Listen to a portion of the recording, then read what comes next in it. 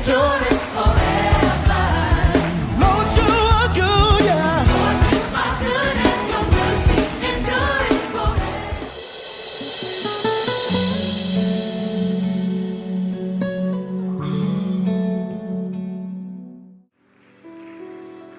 Je vous salue au nom de Jésus. Excusez pour le retard avec lequel a commencé le second et le message. C'est parce qu'aujourd'hui, nous avons un culte différent quand il s'agit du culte de projet. C'est un culte pendant lequel nous travaillons ensemble pour faire avancer l'œuvre de Dieu. Amen. Comme vous le savez, nous avons 3 cultes. Un culte pour nos familles, un culte de puissance, un culte de sanctification, mais il y a un culte pendant lequel nous parlons des besoins de l'œuvre et nous enseignons sur comment nous pouvons concrètement soutenir l'avancement de l'œuvre de Dieu. J'ai eu à enseigner sur les caractéristiques d'un bon mari. Je crois que maintenant la compassion a des bons maris. Et dimanche passé, nous avions parlé de 1 heure avec le roi. Et j'ose croire que vous avez maintenant des cultes personnels dans vos maisons. Amen. Aujourd'hui, je vais m'entretenir avec vous sur 8 vérités sur le donner. 8 vérités sur le donner. Tu peux le dire à ton voisin de gauche. 8 vérités sur le donner. Celui de droite. Celui de devant. Celui de derrière. Seulement le voisin qui te sourit. Amen. Lorsque je parle du donner, je parle de l'offrande, je parle de la dîme, de la libéralité, de l'aumône aux pauvres, du don, du legs, de tout cela. Oui, vérité sur le donner. La première vérité à savoir, c'est que notre argent et nos biens ne nous appartiennent pas. Nous n'en sommes que des gérants. Si tu veux apprendre à donner, la première chose que tu dois intérioriser, c'est que ton argent n'est pas à toi. Ton argent est à Dieu. Tu n'es pas le PDG de ton argent. Même si ton compte bancaire est en ton nom, même si tu t'es battu, tu t'es sacrifié pour avoir ce que tu as aujourd'hui et ce que tu es aujourd'hui, sache que ce n'est pas toi, c'est la grâce de Dieu. Car plusieurs se sont battus comme toi, mais n'ont pas ce que tu as. Plusieurs sont intelligents comme toi, mais n'ont pas ce que tu as. Si seulement Dieu t'enlève la santé et la force que tu as, tu ne sauras pas aller au travail, gagner ta vie, te battre et avoir ce que tu as. Tu n'es pas propriétaire de tes biens. Tu n'es pas propriétaire de ton argent. Dieu te l'a confié pour que tu puisses le gérer pour lui. Et si donc nous ne sommes pas propriétaires de nos biens, donc nous serons jugés au dernier jour et nous aurons des comptes à rendre à Dieu au dernier jour sur la manière dont nous avons géré l'argent, les biens que Dieu nous a donnés. C'est très difficile d'accepter cela parce que tu ne vois pas l'argent, plutôt la main de Dieu te donner l'argent. Tu ne vois pas la main de Dieu invisible qui vient te donner. Tu vois ta main qui gagne, qui se bat. Tu vois ta sueur. Tu vois comment c'est toi qui te bats. Mais comment cet argent est à Dieu? Oui, bien-aimé. Parce que c'est par grâce que tu as cet argent. C'est par la faveur divine que tu as cet argent. Un homme qui ne reconnaît pas la grâce de Dieu dans sa vie ne donne pas. Un homme qui ne reconnaît pas la faveur de Dieu ne donne pas. Parce qu'il trouve qu'il est le Dieu de lui-même. Je me suis acquis par mes propres efforts ce que j'ai. Pourquoi je serai reconnaissant en Dieu? Qu'est-ce que Dieu a fait pour moi? C'est pourquoi vous allez remarquer que les personnes humbles donnent à Dieu. Les personnes reconnaissantes donnent à Dieu. Mais les personnes suffisantes, orgueilleuses, ne donnent pas à Dieu parce qu'elles se considèrent comme étant les propriétaires de leurs biens. Mais dans Matthieu 25, verset 14, la Bible conforte ma position. La Bible dit ceci dans Matthieu 24, verset 14. Il en sera comme d'un homme qui, partant pour un voyage, appela ses serviteurs et leur remit ses biens. Et leur remit ses biens. Ce sont les biens du maître. Mais nous sommes des serviteurs auxquels le maître a remis ses biens. Ta maison est à Dieu. Ta voiture est à Dieu. Tes habits sont à Dieu. C'est pourquoi il peut te dire de prendre tes habits et de les donner. Ce ne sont pas tes habits. Il peut te dire prends ta voiture, donne-la. Ce n'est pas ta voiture. Prends ta maison, donne-la. Prends ta parcelle, donne-la. Parce que ce n'est pas ta maison. Ce n'est pas ta parcelle. Ce ne sont pas tes vêtements. Ce sont des biens qui t'ont été remis par ton maître.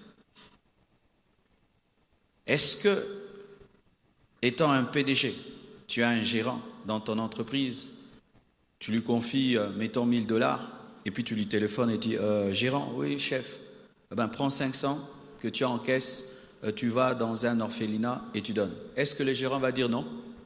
Il ne dira pas non. Pourquoi? Ce n'est pas à lui. Mais pourquoi quand Dieu nous donne des ordres sur notre argent, plutôt sur ce que nous devons donner, nous ne le faisons pas? C'est parce que nous ne nous considérons pas comme des gérants. Nous nous considérons comme des propriétaires. C'est pourquoi c'est toi-même qui dois te battre pour ta vie. Quand les puissants des ténèbres viennent pour attaquer tes finances, tu es seul face aux puissants des ténèbres. Pourquoi? C'est toi qui es le PDG. Ce n'est pas Dieu. Dieu protège quand c'est lui qui est le PDG et toi tu es le gérant. Bien-aimés, retenez cela. Quels que soient les biens que tu auras sur cette terre, tu n'es qu'un intendant. C'est pourquoi, quel que soit le niveau de la richesse d'un homme, lorsqu'un homme meurt, on l'appelle pauvre. Pourquoi? Parce que nous n'emportons pas ce que nous avons. Si ce que tu as est à toi, pourquoi ta mort, tu ne vas rien emporter? C'est parce que ce n'est pas à toi. Et je vous assure, mes frères, quand tu as eu cette lecture, que ces maisons, je ne les emporterai pas. Ces voitures, je les amènerai nulle part. Tu auras un détachement face aux biens de ce monde.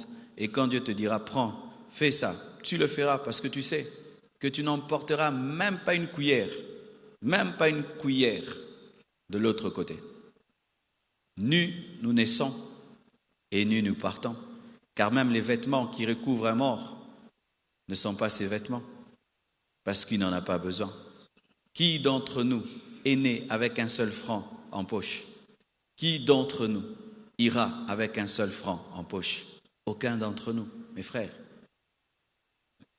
Les Égyptiens avaient l'habitude, lorsqu'ils enterraient quelqu'un qui était riche, on prenait même des pièces d'or, on mettait sur ses yeux pour qu'il puisse partir en paix. Mais quand les gens sont allés ouvrir les sarcophages, ils ont pris ces pièces, ce n'était pas à toi. Même si on t'enterre avec de l'or, ce n'est pas ton or. Les personnes qui sont attachées aux biens matériels sont énervées, sont blessées d'entendre cela. Quoi? Tout ça? Je me bats pour tout ça et ce n'est pas à moi. Oui, ce n'est pas à toi. Dieu te prête cela. Premier secret, pour donner, tu es un gérant. Dieu est le PDG. Deuxième vérité.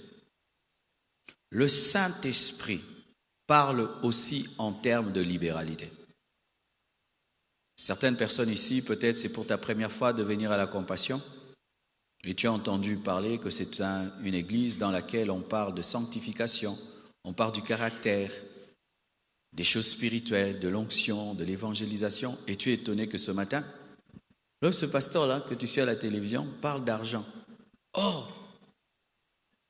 C'est très bien pour toi, il fallait que tu viennes aujourd'hui. Comme ça va t'équilibrer. Parce que Dieu parle aussi d'argent. Dieu parle d'argent. Si tu as une Bible électronique, tape argent dans la Bible, ça sortira ou pas? Pourquoi ça sortira? Parce que Dieu parle d'argent. Tape offrande dans la Bible, ça sortira ou pas? Ça sortira parce que Dieu parle. La plupart des temps, nous pensons que Dieu ne parle que de sanctification. Mais il y a des gens ici, ils sont en ordre avec Dieu, ils n'ont pas un problème de péché. Il n'a pas un problème de péché. Il n'est ni dans le vol, ni dans le mensonge, ni dans l'impudicité, ni dans l'orgueil, il n'est dans rien de tout cela. Quand tu parles sanctification, il se sanctifie. Mais il a un problème, il ne s'est pas donné à Dieu. Le Saint-Esprit ne parle pas que de l'enlèvement. Le Saint-Esprit ne parle pas que des miracles. Le Saint-Esprit ne parle pas que des dons spirituels. Le Saint-Esprit aussi parle de l'offrande. Mais nous n'entendons pas la voix du Saint-Esprit nous parler de l'offrande parce que dans ce domaine-là, nous n'avons pas encore connu un renouvellement de l'intelligence. Cette option-là, écouter l'Esprit dans le domaine de l'offrande, n'est pas activée en nous. C'est pourquoi nous n'entendons pas le Saint-Esprit nous parler de l'offrande. Lorsque tu étais en train de préparer ton culte, je t'assure, le Saint-Esprit t'a parlé de l'offrande, mais tu n'as pas entendu. Il a pu te dire, pas cette robe, elle est courte, pas cette jupe, elle n'est pas bien. Pour un enfant de Dieu, tu as pu entendre le Saint-Esprit te parler de ton habillement. Mais il t'a parlé aussi de l'offrande que tu devais apporter à l'église, mais tu n'as pas entendu. Oui, mes frères et sœurs, tu peux être en train de prier et même en train de demander des choses qui n'ont rien à voir avec l'offrande, mais Dieu te parle de l'offrande. Seigneur Dieu, bénis mon mariage, bénis mon mariage, bénis mon mariage. Et puis l'Esprit de Dieu te dit, prends l'offrande, donne, et tu verras. Tu peux être en train de Seigneur, mon ministère. Une fois, je suis allé dans une église, j'ai apprécié l'église, comment elle fonctionnait, j'ai beaucoup aimé. Je suis allé voir le pasteur, je lui ai dit, comment tu fais? Il m'a expliqué. Mais l'Esprit de Dieu m'a dit, au-delà de ces conseils que tu as reçus, prends une offrande, sème dans ce ministère. Ils sont en pleine construction du temple. Et j'ai sémé dans leur ministère. Le Saint-Esprit parle aussi d'offrande. As-tu déjà entendu le Saint-Esprit te parler d'offrande? As-tu déjà entendu le Saint-Esprit te dire de prendre 10 vestes dans ta garde-robe et d'offrir? As-tu déjà entendu le Saint-Esprit te dire prends ta voiture, donne à telle personne? Je bénis Dieu, il y a un jour ici, il y a un couple, leur voiture avait connu un accident avec les enfants à l'intérieur. Et après, ils ont réparé la voiture. Ils étaient contents. Ils voulaient utiliser la voiture. Dieu a dit non. J'ai épargné vos enfants. Vos enfants, normalement, devaient mourir. Cette voiture-là, vous allez l'offrir à tel pasteur. Et ils m'ont apporté cette voiture. Vous avez dit, pasteur, Dieu nous a dit d'offrir ça à tel homme de Dieu. J'ai appelé l'homme de Dieu. Il est venu et il a pris sa voiture. Et c'était sa prière. Seigneur, donne une voiture. Ils ont entendu l'Esprit parler de voiture. Certaines églises que vous voyez prient dans des maisons offertes, des parcelles données, pas achetées. Et on connaissait souvent ça lorsque le réveil avait commencé. Les gens offraient des parcelles pour qu'une église naisse, commence. Dans l'église primitive, les gens donnaient leur maison, car l'église primitive priait dans les maisons. Les gens entendaient Dieu parler de la maison, que cette maison devienne une église de maison. Ta sensibilité spirituelle dans le domaine des offrandes déterminera ta bénédiction. Dieu a dit à Abraham, donne Isaac. Dieu a dit à Gédéon de donner. Le Saint-Esprit parle aussi de libéralité. Jean 12, versets 1 à 5, nous parle de cela. Jésus-Christ est entré dans la maison de Marie et de Marthe après la résurrection de Lazare. Et là, lorsque Marie voit Jésus-Christ, elle prend un livre de parfum de nard pur de grand prix. Elle oint les pieds de Jésus-Christ et commence à essuyer les pieds de Jésus-Christ avec ses cheveux. Et la Bible dit que toute la maison fut remplie de l'odeur du parfum. Et Judas Iscariote a été choqué par cela. Il a dit qu'il fallait donner ça aux pauvres. Et Jésus-Christ explique que Marie faisait cela pour préparer son embaumement, pour préparer sa mort et sa résurrection. C'était une offrande prophétique qui annonçait que Jésus-Christ allait mourir et ressusciter. Elle a entendu l'Esprit lui dire d'offrir un parfum de grand prix pour annoncer la mort et la résurrection de Jésus. As-tu déjà entendu l'Esprit de Dieu te parler de donner une offrande? Ou une conviction intérieure de donner une offrande? Oui, le Saint-Esprit parle. Il parle d'argent. Il rappelle. Tu n'as pas accompli ton vœu. Le Saint-Esprit parle aussi comme ça. Tu n'as pas accompli ton vœu. Tu avais promis, tu n'as pas fait. Je me souviens quand je suis entré dans la retraite de 40 jours, le Seigneur m'a parlé de 3 personnes. Il m'a posé la question, où se trouve tel homme de Dieu? C'était quelqu'un qui avait vraiment été très important dans ma vie quand j'étais au début. Et m'a posé la question sur un autre, et je ne savais pas ce qu'ils étaient devenus. Mais je sentais dans mon esprit qu'ils traversaient des moments très difficiles dans leur ministère et dans leur vie sociale. Alors quand je suis sorti de la retraite, je me suis renseigné, j'ai pu trouver l'un d'eux. Et j'ai accompli ce que Dieu m'avait demandé de faire dans son ministère mensuellement. Mais il y avait un autre je n'avais pas fait. Et après quelque temps, cette année, d'ailleurs, il est venu dans mon bureau et Dieu m'a rappelé ce qu'il m'avait dit. Dans la retraite là, je crois en 2016, lui aussi je t'avais dit. Et j'ai fait la promesse et j'ai commencé à accomplir mon engagement mensuel. Et chaque fin du mois, ces hommes qui ont été au départ de ma vie chrétienne, qui m'ont enseigné, qui m'ont formé, me bénissent chaque fin du mois et Dieu me bénit. Écoutez-vous Dieu vous parler en termes d'offrande. Troisièmement, une autre vérité. Le donner sur terre a un impact sur terre et au ciel. Lorsque tu donnes sur terre, sache que tu vas récolter sur terre.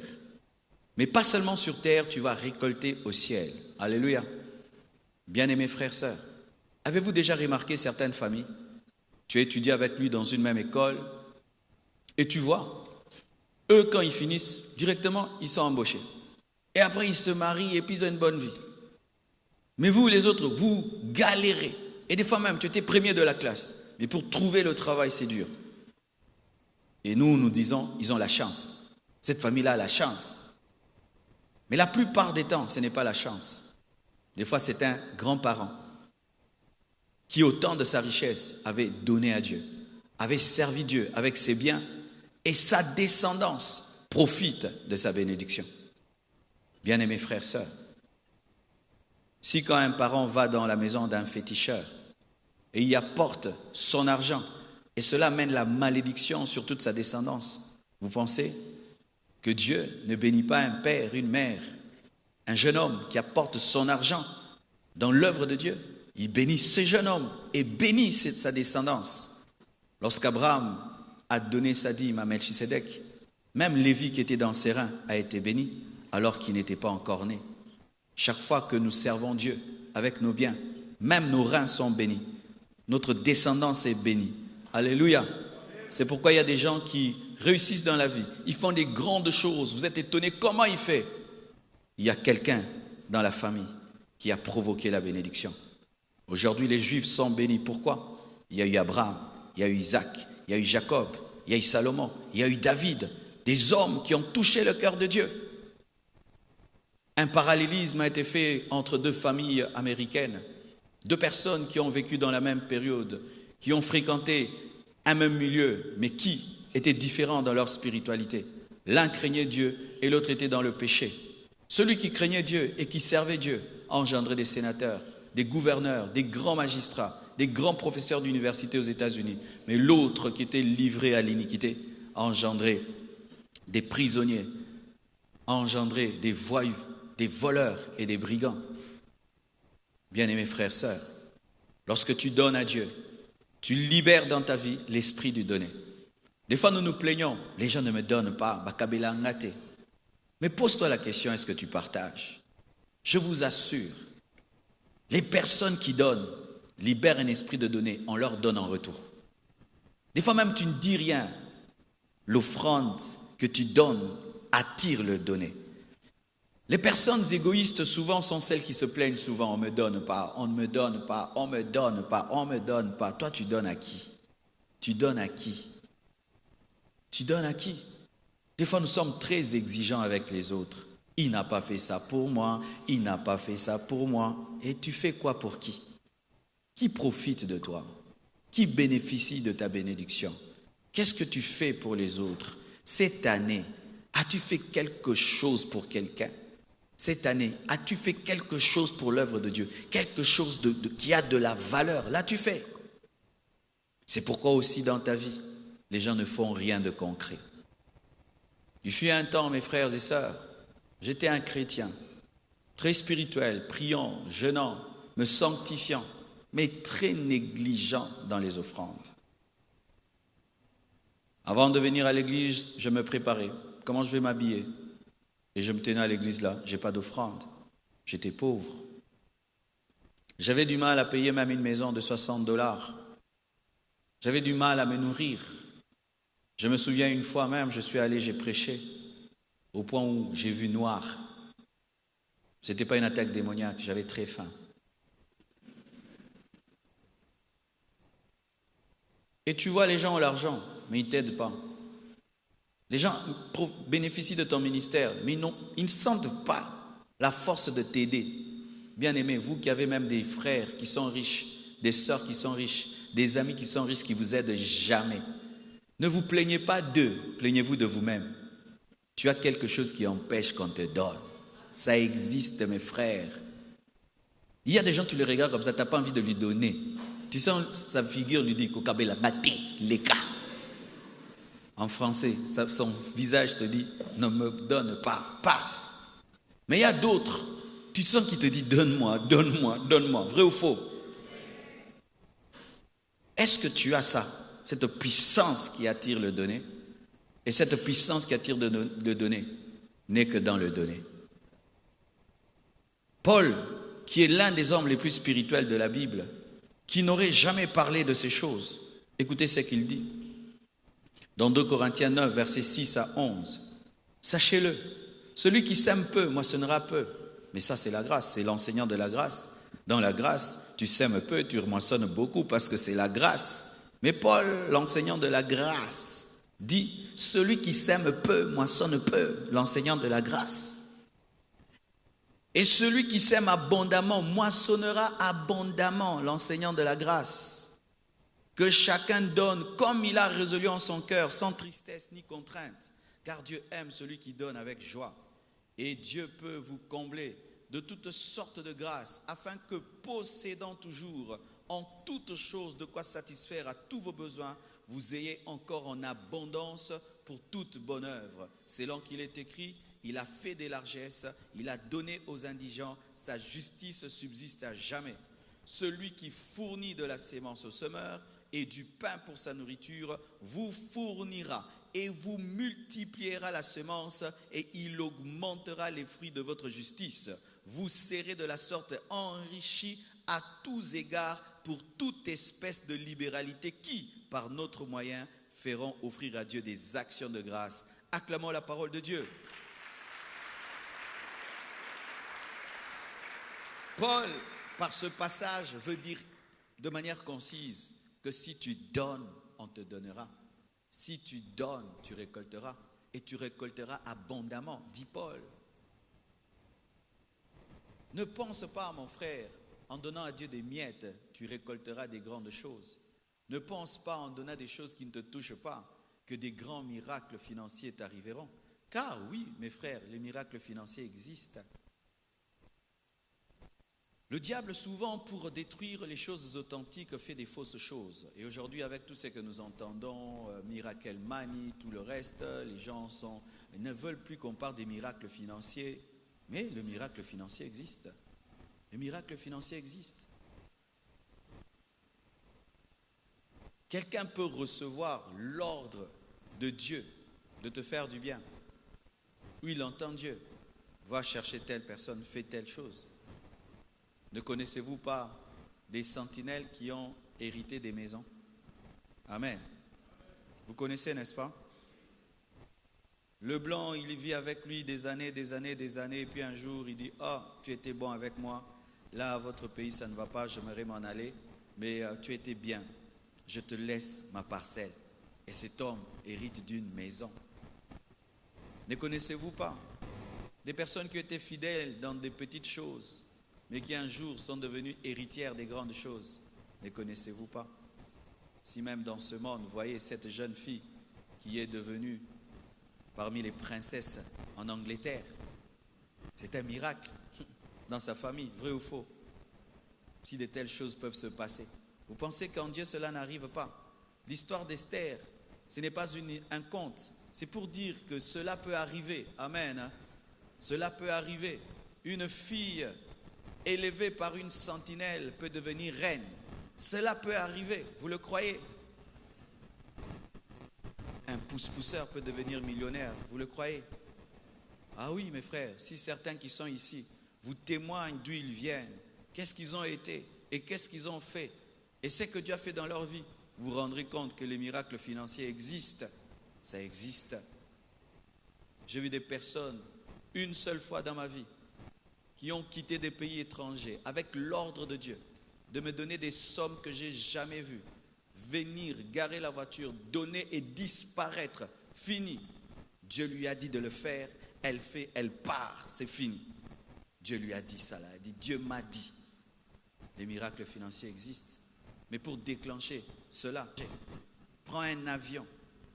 Viens et te dépose des sommes que tu n'as jamais vues. Comme ça. Jamais. Il faudrait que tu aies eu à libérer un esprit de donner. Amen.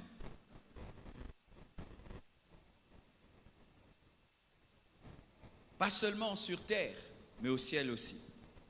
Luc 12, versets 33-34. Le donner a un impact au ciel. Bien-aimés frères et sœurs, pas seulement les prières, même donner a un impact au ciel. Luc 12, 33-34 nous dit ceci. Vendez ce que vous possédez et donnez-le en aumône. Faites-vous des bourses qui ne s'usent point, un trésor inépuisable dans les cieux, où le voleur n'approche point et où la teigne ne détruit point. Car là où est votre trésor, là aussi sera votre cœur. Alléluia. Voici l'image que tu dois avoir. Voyez les étrangers qui sont dans notre pays. Ils bossent, ils travaillent dur. Mais la plupart transfèrent leur argent dans leur pays. Alors il peut être au milieu de vous. Mais son argent ne reste pas au Congo. Son argent va en Chine, va en Inde. Et quand il a fini de travailler, il rentre dans son pays et là il trouve des maisons déjà construites, il trouve des entreprises et tout le reste parce qu'il a transféré. Mais s'il commet l'erreur de ne pas transférer, qu'un jour il y a des problèmes et des pillages, il se retrouve pauvre. Il en est de même, mes frères. Notre véritable pays, ce n'est pas le Congo, c'est le ciel. Vous devez vous battre à transférer ce que vous avez sur terre au ciel. Mais là, il n'y a pas de banque, il n'y a pas de Western Union. Il faut donner et Dieu convertit ce que tu donnes en bien éternel. Ce qui fait que tu peux être riche sur terre et pauvre au ciel parce que tu n'as fait aucun transfert. Tu peux être riche sur terre, mais pauvre au ciel parce que tu n'as rien transféré. Les pauvres,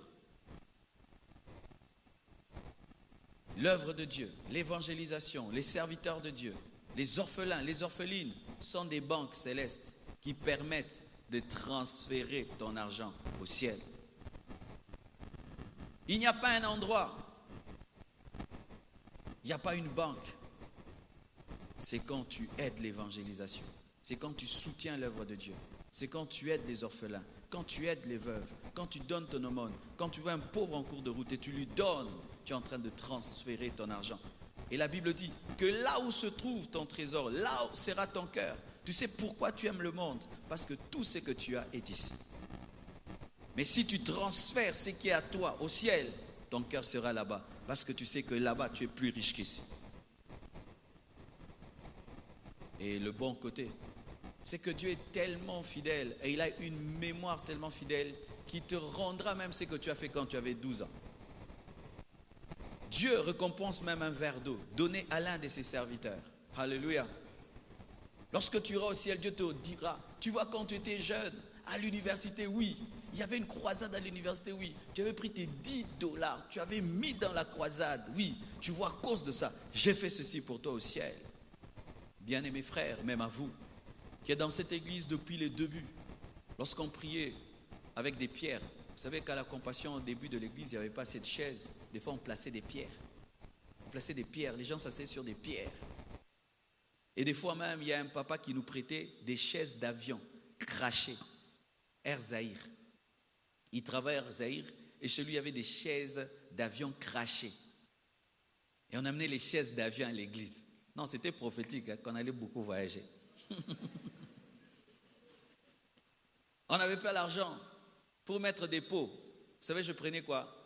Une vieille branche desséchée, je la repeignais en verre. Et puis je la mettais à l'église comme pot.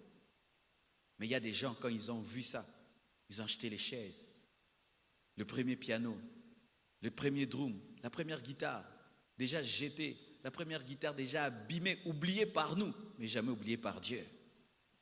Dans 10 ans, 20 ans, ce lieu ne sera pas comme ça, mes frères, rassurez-vous, si Jésus tarde de venir, ce lieu sera transformé comme pas possible. Mais Dieu n'oubliera pas ce que tu as fait maintenant. Alléluia. Transférez vos biens au ciel. Nous sommes des pèlerins sur la terre, comme ces étrangers qui sont au milieu de nous, qui ont leur cœur chez eux et qui envoient tout dans leur patrie. Vous aussi, envoyez tout dans votre patrie céleste. Sinon, vous serez riches sur terre, mais pauvres au ciel, alors que c'est là votre véritable destination. Et sachez, mes frères et sœurs, dans le domaine du salut, nous sommes tous égaux. Lorsque tu crois en Jésus-Christ, tu es sauvé. Mais dans le domaine de la récompense, nous ne sommes pas tous égaux. Un chrétien à gauche est né de nouveau. Un autre à droite né de nouveau. Dans le domaine du salut, ils sont sauvés. S'ils meurent, ils vont au ciel. L'un gagne $1000, l'autre gagne $1000. Côté salaire égaux. Mais celui-ci qui gagne $1000, à la fin du mois, il prend sa dîme de $100, il donne. Lui, à la fin du mois, il bouffe sa dîme. Dans le domaine de la récompense, ils ne seront pas égaux. Celui-ci, dans les 1000 qu'il a, il prend soin d'un orphelin. L'autre, il méprise les orphelins.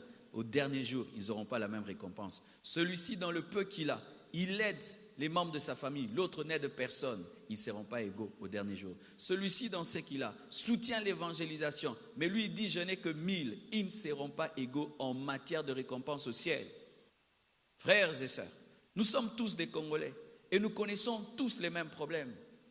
Mais certains, au nom de la pauvreté actuelle, deviennent pingres, comme si toute l'économie du Congo, il est le seul à la subir. Les Congolais des Congolais. Passe Kotimboka, Bissonyonso. Quand le taux monte pour moi, il monte aussi pour toi. Amen. Hein? Mais l'autre aussi, malgré le taux, la hausse du dollar et tout, il donne. Mais toi, depuis que ça a haussé, au Kati Nzambe, Zamboza Pini, dollar et mati. Frères et sœurs, alors que c'est dans les moments difficiles que Dieu attend les plus grands sacrifices. Vous imaginez que Dieu demandait des offrandes dans le désert. Vous imaginez que Dieu a demandé de l'eau alors qu'il y avait pénurie d'eau pendant 3 ans et demi au temps d'Élie. C'est quand les choses sont difficiles que les vraies offrandes sont réelles. Car lorsque tu donnes dans l'abondance, c'est normal. Mais quand tu donnes quand c'est difficile, c'est extraordinaire. L'une des offrandes qui ont sorti ma vie de la misère, les serviteurs de Dieu sont venus de la France, ont fait un concert à l'église. Et quand on les a bénis, ce n'était pas suffisant. Et j'avais honte de leur donner ça. Dieu m'a dit de prendre tout ce que j'avais à la maison, d'ajouter et de les bénir. Après cela, nous avons passé une semaine terrible. C'était difficile de manger, difficile de ceci, difficile de cela. On a prié le Seigneur et Dieu nous a donné une vision qui a transformé nos finances. La pauvreté, je l'ai connue, mes frères. Moi, je fus pauvre, très pauvre, frère, pauvrement pauvre, des pauvres pauvres.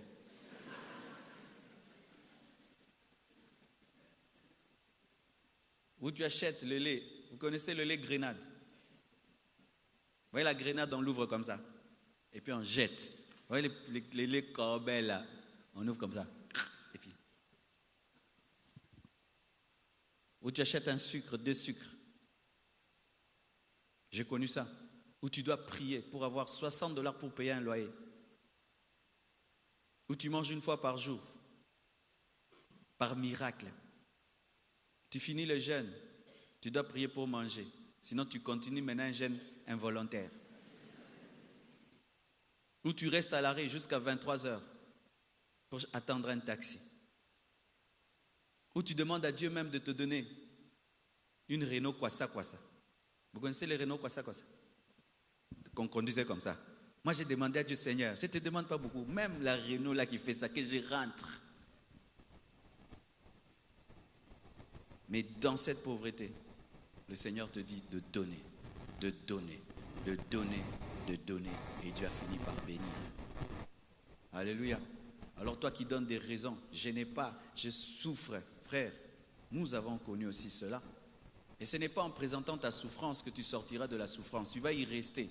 Mais si dans ta souffrance, tu apprends à donner le peu que tu as, alors Dieu te bénira. Si la veuve de Sarepta avait regardé sa souffrance, elle ne serait pas sortie de sa souffrance.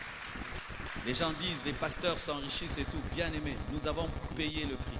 Ça fait 20 ans aujourd'hui. 20 ans que je suis pasteur. 20 ans. 20 ans. Et je peux vous dire dans cette église, s'il y a 10 personnes qui donnent, je suis parmi les 10. S'il y a 5, je suis parmi les 5. S'il y a 3, je suis parmi les 3. S'il y a 2, je suis parmi les 2. Allez demander au diacre. J'ai compris, frères et sœurs, que tu peux parler de l'argent, appeler l'argent, chercher l'argent.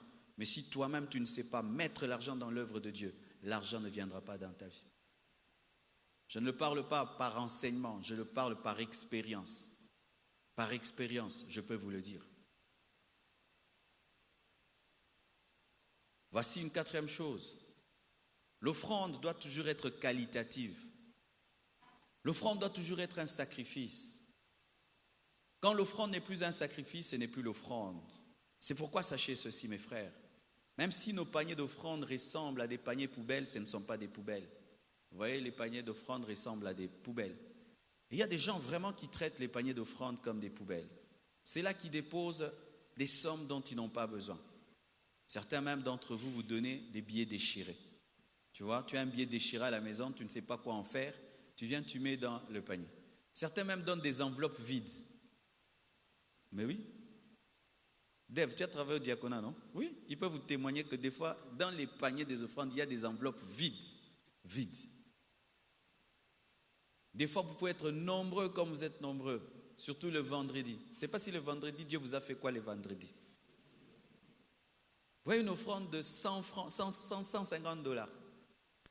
Mais les gens sont venus. Mais comme quand on met le panier, les gens vont nombreux, on dit il y a beaucoup de gens qui donnent. Oui, beaucoup mettent la main dans le panier, mais qu'est-ce qu'ils donnent dans le panier? Qu'est-ce qu'ils donnent? Quand une offrande ne te touche pas, ce n'est pas une offrande. C'est pourquoi David avait refusé de donner à Dieu ce qui ne le touche pas. Vois comment quand tu t'occupes de toi-même, ça sont toujours des choses qui te touchent. Quand c'est le parfum, c'est un bon parfum. Quand c'est une montre, c'est une belle montre. Quand c'est une bague, c'est une belle bague. Quand c'est une chemise, c'est une belle chemise. Quand c'est une chaussure, c'est une belle chaussure. Quand c'est une chaussette, c'est une belle chaussette. Quand c'est ça, c'est toujours. Mais quand il s'agit de Dieu, du coup, ce sont les miettes. Ce sont les choses qui ne te touchent pas. Et tu veux que Dieu te bénisse. Ton offrande est une insulte. Ton offrande est une insulte. Parce que quand il s'agit de toi, c'est le meilleur. C'est le meilleur que tu fais quand il s'agit de toi-même. Mais quand il s'agit de Dieu, ce sont les miettes. L'offrande qui ne te bouge pas ne bouge pas Dieu.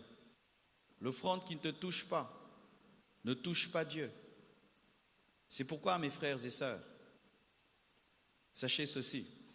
Hébreux 13, verset 16 nous dit « Et n'oubliez pas la bienfaisance et la libéralité, car c'est à de tels sacrifices que Dieu prend plaisir. À de tels sacrifices que Dieu prend plaisir. » Dieu prend plaisir au sacrifice. Même s'il y a le sacrifice principal, le sacrifice de la croix, Dieu prend plaisir au sacrifice. Frères et sœurs, est-ce que ce que tu as apporté ce matin est un sacrifice? Imaginez des fois, lorsque nous avons 1000 francs, 2000 francs en poche, ça nous arrive d'oublier. Tu fais même laver le pantalon avec 2000 francs dedans, et puis le travailleur te dit « Ah, patron, il y avait 1000 francs, 2000 francs. » Ben, perdre les 2000 francs ne te font rien. Mais c'est ce que tu vas mettre dans les paniers. C'est que quand tu as même oublié, ne te fait rien, mais c'est ce que tu vas déposer dans le panier. Et sachez ceci, ce qui est sacrifice pour toi n'est pas sacrifice pour moi. Ce qui est sacrifice pour ton voisin n'est pas un sacrifice pour l'autre voisin. Un jeune étudiant ce matin, s'il donne 1000 francs, on peut dire qu'il a fait un sacrifice parce que il peut acheter avec du pain, prendre du thé. Mais quelqu'un qui travaille, il gagne $300, $500, il donne une offrande de 500 francs. est-ce qu'il a offert à Dieu? C'est pourquoi dans l'église, je n'aime pas l'esprit de Tsinsan. Ces choses-là où avant de donner quelque chose, tu dois poser la question à l'autre combien il a donné. Combien tu as donné? 20. Ok, moi aussi je donne 20. Mais lui, quand il donne 20, c'est un sacrifice. Il se peut qu'il n'avait que $50. Dans ces 50, il a donné 20. Mais toi, tu as 10 000. Et dans les 10 000, tu dis, tu donnes 20 comme l'autre. Ce qui est un sacrifice pour ton voisin n'est pas un sacrifice pour toi. Que chacun de vous donne selon la bénédiction que Dieu lui a accordée. Ne te compare jamais à personne quand il s'agit de donner. C'est pourquoi même mes frères, quand quelqu'un peut venir ici, dit moi je donne 10 000, mais toi tu as $10. N'aie pas honte de donner $10. Peut-être ton $10 est plus important que ces 10 000. Peut-être lui c'est un multimilliardaire. $10 000 c'est rien du tout. Mais toi tu n'as que ces $10. C'est pourquoi Jésus-Christ a honoré l'offrande de la veuve. Amen. Cinquièmement, l'offrande se prépare à la maison. Des fois quand on dit c'est l'heure des offrandes, ceux qui ont préparé l'offrande, du coup trouvent l'offrande et la donnent. Mais ceux qui ne préparent pas leur offrande, c'est quand ils la cherchent. Et ils prennent du temps. Mais quand tu vas à l'ambassade, tu prépares déjà ton passeport. Tu prépares déjà tes documents. Depuis la maison, personne ne va à l'ambassade et prépare ses documents devant l'agent de l'ambassade. Mais nous cherchons l'offrande devant le panier. C'est devant le panier maintenant que tu dis, je veux donner quoi? Et certains, quand ils sont devant le panier, ils commettent maintenant des erreurs. Il avait prévu de donner $1 et c'est $100 qui entrent dans les paniers. Aïe, papa.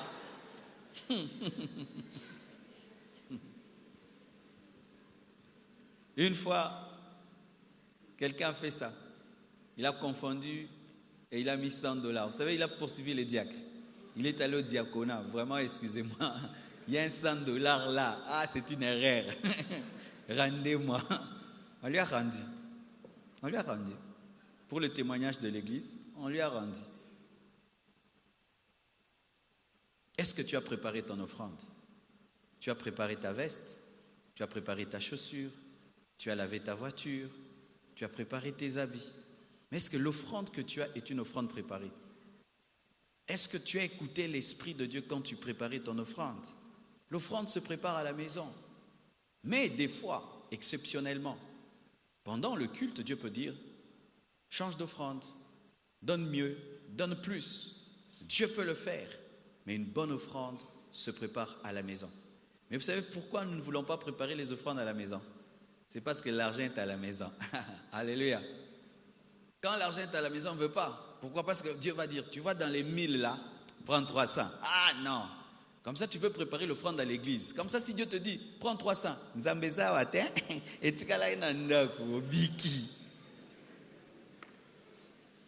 C'est pourquoi certains pasteurs sont devenus ingénieurs en Europe. Ils mettent maintenant des terminaux bancaires là. Même si c'est resté à la maison, la carte est là, papa. Tiens.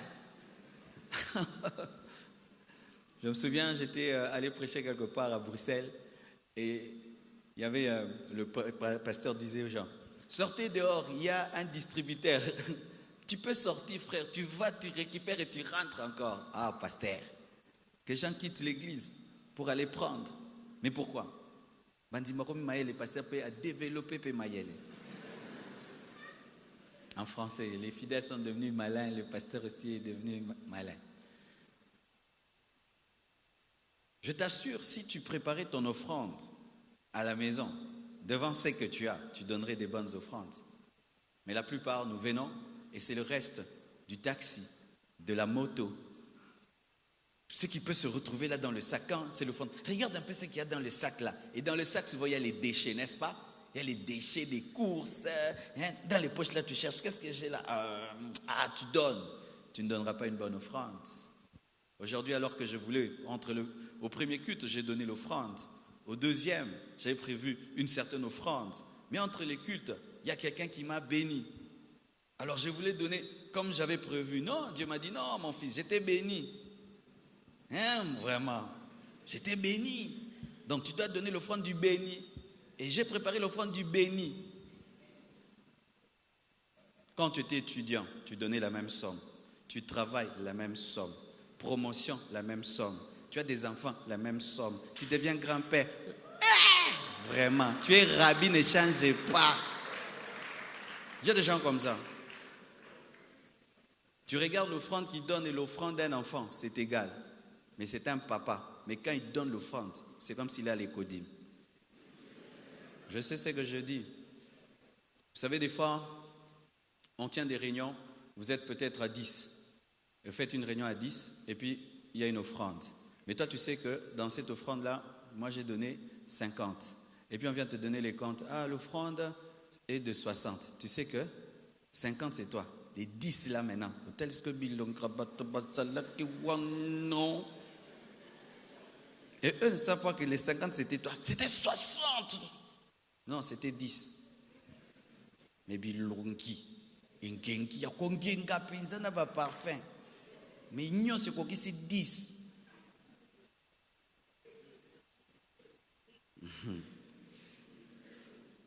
En français. Donc des gens bien parfumés qui brillent, mais quand ils donnent, leurs offrandes ne brillent pas. Et je dis toujours ceci à ces gens qui sont très très très exigeants. Ils veulent des images qui brillent. Vous voyez, même là le son nous dérange, n'est-ce pas? Ça nous dérange. Brrr, brrr. Alors il y a ceux qui ne sont pas spirituels et matures disent ah ça dérange.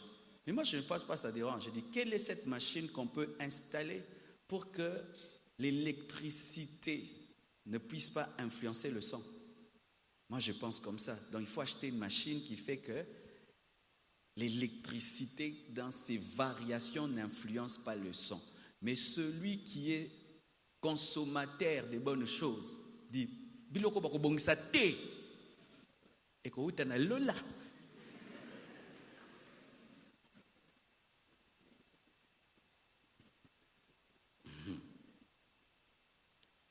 Je veux dire quelque chose et je n'ai rien contre les personnes à qui je vais m'adresser. Amen. Mais je l'ai remarqué. Le service spirituel ne nous exempte pas de donner. Amen. Souvent dans les églises, qu'est-ce qui se passe? Les gens qui prêchent ne donnent pas. Les prédicateurs ne donnent pas. Quand il a fini de prêcher, il vous a donné la parole.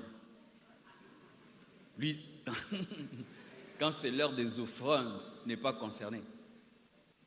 L'un de mes fils qui est là peut vous témoigner. Des fois même, après qu'on ait prêché dans la convention, on nous a menés avant l'offrande. Mais je lui donnais mon offrande, vrai ou faux? Je dis, je suis sorti avant l'offrande parce que je devais m'occuper des orateurs. Mais prends mon offrande, amène au diaconat. Parce que même si je suis prédicateur, je suis un enfant de Dieu, je dois donner comme tout le monde. Mais il y a des gens, si seulement ils commencent à prêcher. Donnez, donnez, donnez. Et bon, donnez. Et bon, donnez. Et au début du ministère, j'étais un tel homme de Dieu. Je poussais les gens à donner, moi-même je ne donnais pas. Et j'étais pauvre, très pauvre. L'onction grandissait, mais la poche était trouée. Cher homme de Dieu, prie comme tu veux, lis la Bible comme tu veux. Si tu veux que Dieu te donne l'argent, tu dois avoir la libéralité. Sinon, tu peux avoir même des gens riches autour de toi. Ils n'ont même pas le fardeau de soutenir ton ministère parce que tu ne dégages pas l'esprit de la sémence. Les prédicateurs souvent ne donnent pas les modérateurs. Maintenant, c'est l'heure des offrandes. Le premier panier, le deuxième panier, le troisième panier. Mais lui-même, dans aucun panier. On vous voit, hein? On vous voit, on vous regarde. Les choristes. Ha! Non, ils font des choses ici. Le panier là, on ne le met pas là pour que vous passez les paniers. C'est pour donner. Mais vous faites maintenant ça. Regardez comment ils font.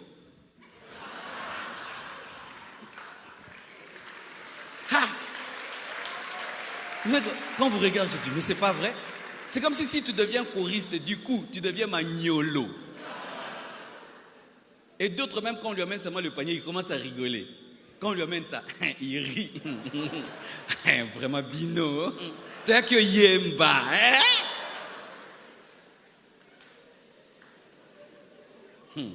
C'est rare, un choriste qui donne l'offrande. Ah, il est exceptionnel. Hein? Parce que si demain ils ont chanté, tout est accompli. Jésus revient bientôt. Les protocolaires. Ah. Protocolaire. Ils tiennent ses mains.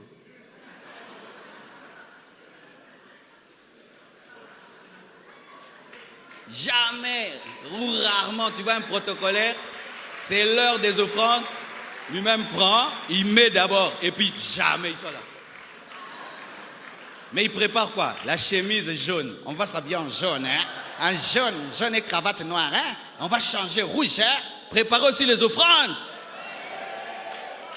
Sinon, vous serez pauvres, recevant la richesse des autres, mais pauvres, oui.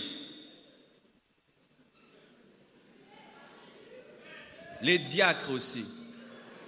Diacre, compter l'argent, c'est pas que tu donnes l'argent. Aujourd'hui, ils ont donné 100 000. Tu as donné combien dans les 100 000? Aujourd'hui, vraiment, c'est quelle libéralité, pasteur? Quelle est ta libéralité dans la libéralité?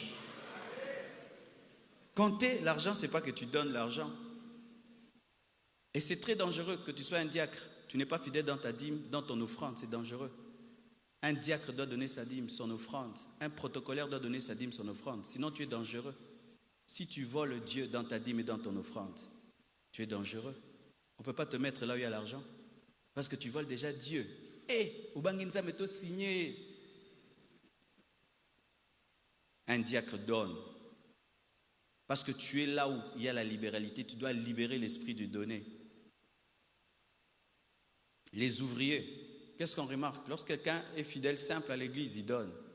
Il suffit seulement qu'on l'amène dans un département, qu'il commence à faire quelque chose à l'église. Du coup, il pense que l'église maintenant doit lui donner. Lui ne peut plus donner. Pourquoi? Nous on balaye l'église, nous on fait ceci, nous on filme, nous on fait ceci. Moi je ne peux plus donner parce que moi déjà je donne ma force. Bien-aimé, faites très attention. Si en devenant ouvrier, vous allez perdre le fardeau de l'œuvre de Dieu, restez des fidèles tout simples. C'est pourquoi vous remarquez dans les églises, les fidèles entre guillemets simples sont plus bénis que ceux qui sont des ouvriers. Et des présidents des départements qui ne donnent pas. Les premiers à demander des cotisations, mais eux-mêmes ne donnent pas. Nous allons cotiser chacun 10 $, 10 $. Vous regardez dans la liste des cotisations. Président. Maintenant, comme il est président, il n'y a pas moyen de le baquer. Président. Liste. C'est pourquoi ton département ne donne pas.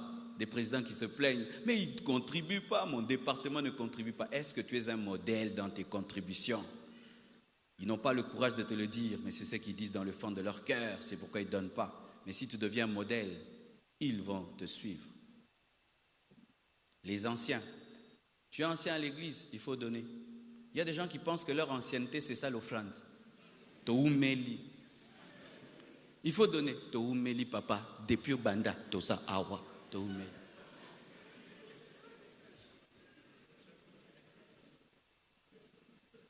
Et d'autres, les anciens donateurs. Il y a des gens qui ont donné beaucoup au début de l'église, mais qui ne donnent plus. Ils sont restés dans des rétroviseurs d'offrandes. Nous donnâmes, nous donâtes. Lorsque nous donnirons, nous fûmes les donateurs. Nous étâmes, rétroviseurs d'offrandes. Non, quand cette œuvre était au début, nous l'avons tenue. Tu la tiens toujours? Un ami à moi est allé dans une famille et on lui a facturé une dot terrible. On nous a dit de ne plus même dire facture. Mais c'était vraiment une dot terrible.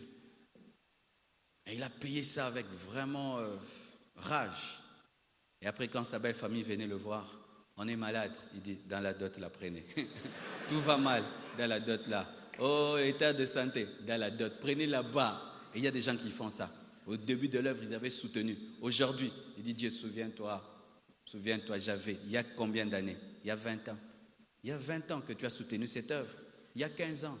Certains oublient, mais il y a très longtemps que tu as vraiment soutenu ton église. Tu l'avais fait à un certain temps. Maintenant, tu as arrêté de le faire. Et nous pensons souvent que parce que nous sommes devenus nombreux, maintenant il y a beaucoup de donateurs. Archi faux, mes frères. Que ce nombre de personnes ne vous trompe pas. Des fois, quand on devient très très nombreux, on pense que maintenant il y a beaucoup qui doivent maintenant soutenir. La foule peut grandir, mais des fois le nombre de disciples ne grandit pas. La foule, elle peut grandir. Il y a des frères et sœurs ici. Ils viennent, surtout ceux qui sont de l'autre côté du temple. Vous voyez, de l'autre côté du temple, nous venons de mettre un écran. Cet écran nous a coûté au moins 15 000 $. 15 000 $ pour cet écran, le transport, l'achat, fixé, payer la main-d'œuvre des techniciens, je crois même plus de 15 000 $. Et il y a un écran là de 15 000 $ de l'autre côté. Mais il y a des bien-aimés, ils arrivent seulement quand on dit que Dieu vous bénisse pour la parole. Pourquoi? Ben pour lui c'est fini. Il a reçu la parole, il n'a pas besoin de soutenir. Mais il voudra que demain l'image soit meilleure, que le son soit meilleur. Terminons, mes frères et sœurs. Certaines personnes, et vous allez suivre ça ces derniers temps, disent qu'au nom de la grâce, on ne peut plus donner des offrandes. Au nom de la grâce, il ne faut plus donner la dîme. Au nom de la grâce, il ne faut plus bénir les serviteurs de Dieu. Mais lorsque vous lisez Hébreux 13, versets 15 à 16, la Bible dit ceci. Par lui, offrons sans cesse à Dieu un sacrifice de louange, c'est-à-dire les fruits des lèvres qui confessent son nom, une offrande spirituelle. Mais, au verset 16, et n'oubliez pas la bienfaisance et la libéralité, car c'est à de tels sacrifices que Dieu prend plaisir. J'aime beaucoup l'équilibre de Paul. Paul parle des sacrifices spirituels, les fruits des lèvres qui confessent son nom, mais il parle aussi de la bienfaisance et de la libéralité. Et là, ce sont des choses en nature, des choses matérielles. Mais là, c'est la grâce. Et d'ailleurs, ce n'est pas Paul, parce que l'auteur des Hébreux n'est pas connu. L'auteur des Hébreux apporte un équilibre entre la dimension spirituelle et la dimension matérielle. Même au temps de la grâce, nous devons apporter nos offrandes et soutenir l'œuvre de Dieu. Écoutez ceci pour terminer. Il est vrai que dans la nouvelle alliance, il n'y a pas d'offrande pour le pardon des péchés. Il n'y a pas une offrande qui sauve. C'est l'offrande de Christ qui sauve. C'est l'offrande de Jésus-Christ qui pardonne les péchés. Il n'y a pas une offrande pour ton salut. Aucune offrande ne peut te sauver. Mais après l'offrande du salut Jésus-Christ, il faut que tu puisses soutenir l'évangélisation. Il faut que tu soutiennes les serviteurs de Dieu. Il faut que tu soutiennes les pauvres. Il faut que tu soutiennes l'évangélisation. Quand même nous construisons, c'est l'évangélisation. Mais lorsque vous dites qu'au nom de la grâce, vous n'allez pas donner les offrandes, ni soutenir les serviteurs de Dieu, voici la question que je pose. Donc la loi est plus élevée que la grâce. Si le sacerdoce lévitique, le sacerdoce aaronique a été soutenu, alors le sacerdoce dans la nouvelle alliance, si ceux qui prêchaient la loi étaient soutenus et ceux qui prêchent la grâce, bien-aimés frères et sœurs, ne savez-vous pas que même au temps de la loi, le temple était déserté parce que les gens ne soutenaient pas le ministère, le sacerdoce d'Aaron, le sacerdoce lévitique? Même si nous sommes sous la grâce, nous devons soutenir l'évangile. Ce micro que vous voyez coûte 700 €. On a acheté avec quoi? Avec les offrandes, les chaises sur lesquelles vous êtes assis. La moitié, c'est un papa de l'église qui a acheté cela. Mais il pouvait dire, nous sommes au temps de la grâce, je ne vais rien donner. Mais ça te permet d'écouter la parole confortablement. Si même il faut dire que dans la nouvelle alliance, la dîme est caduque, la dîme est dépassée, alors, bien aimé, dans la nouvelle alliance, il faut donner au-delà de la dîme. Parce que Dieu ne recule pas. Quel est ce mari qui un jour dit à sa femme, ne m'aime plus beaucoup? Dans l'Ancien Testament, Dieu demandait 1/10. Mais comme il va dans la gloire, de gloire en gloire dans la nouvelle alliance, il dit maintenant à l'église, ne m'aime pas beaucoup. Et que maintenant, la loi puisse engendrer des gens remplis de libéralité, mais la grâce puisse engendrer des cupides, des égoïstes, des ingrats. Vous trouvez que c'est une évolution ou c'est une stagnation? Un tel enseignement enseigne une stagnation. Car lorsque nous quittons la loi pour aller dans la grâce, nous évoluons, nous grandissons, même dans l'amour pour Dieu. Mais enseigner que comme c'est la grâce, il ne faut plus donner, c'est reculer. Si aujourd'hui, il faut soutenir la grâce plus que la loi. Alléluia. Et je vous assure, mes frères et sœurs, il y a des gens qui ont compris cela. Aujourd'hui, notre extension de monde est en paix. Mais comment elle est en paix? Une jeune femme qui habite à Rome, Un jour, m'appelle, me dit, pasteur, s'il y a un besoin dans l'église, appelez-moi. Et ça coïncidait. L'église de Moanda devait être déguerpie parce qu'on vendait la parcelle. Et l'église était jeune et ne pouvait pas acheter. Cette femme, à elle seule, je l'ai téléphoné, je lui ai dit, on a besoin d'autant pour acheter une parcelle pour l'église. Je lui ai envoyé tous les documents. Cette femme m'a dit, va seulement à la banque et tout l'argent a été donné. Pourquoi? Parce qu'elle a compris que même si on est dans la grâce, on doit soutenir l'œuvre de Dieu. Aujourd'hui, l'église de Moanda est en train de construire. Ils sont en paix. L'église est en train de croître. Et vous n'allez pas me dire que Dieu est contre cela. Mes frères et sœurs, je termine en vous disant de toujours donner à Dieu avec joie. Car l'offrande en soi n'est pas une offrande, c'est une adoration. Autant nous chantons avec joie, nous dansons avec joie. Il faut offrir à Dieu avec joie, sans murmurer, sans te plaindre. Tous ceux qui donnent dans l'église et qui après vont dans des coins parler, oh, on ne voit pas, oh ceci, oh cela, nous enrichissons les hommes de Dieu. Vous êtes comme quelqu'un qui donne et puis qui crache dessus. Qui crache dessus. Bien-aimés frères et sœurs, donnez toujours avec joie, sans murmurer, et Dieu vous bénira sur terre et au ciel, et même votre descendance. Que Dieu vous bénisse abondamment.